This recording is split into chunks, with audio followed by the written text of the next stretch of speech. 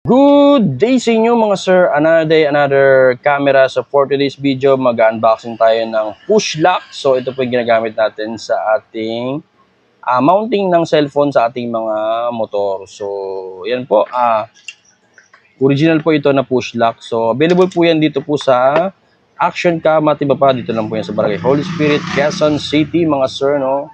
Chat-chat lang po kayo pag may kailangan kayo. So, ito po yung alternative natin kay quad lock. So, alam naman natin si quad lock is napakamahal.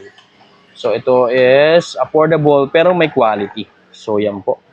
So, yan po. Meron na po siyang kasamang adhesive para sa ating mga phone. So, universal naman po ito. Basta acrylic or plastic po yung phone nyo, pwede po yan, kapitan. Kahit metal, pwede rin po.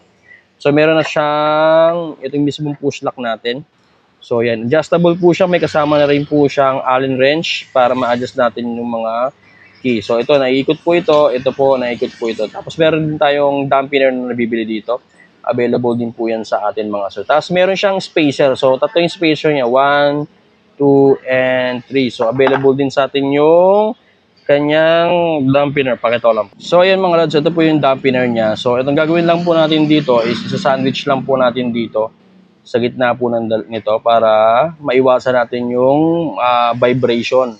Makakatanggal po ito ng vibration. So ito rin po yung gamit nila Motodeck at saka ni SMB Motovlog o yung champion ng endurance. Ito rin yung gamit nila.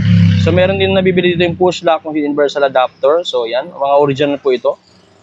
Available po yan dito sa amin sa Action Cam Matibapa. Maraming salamat. Thank you po. Bye-bye.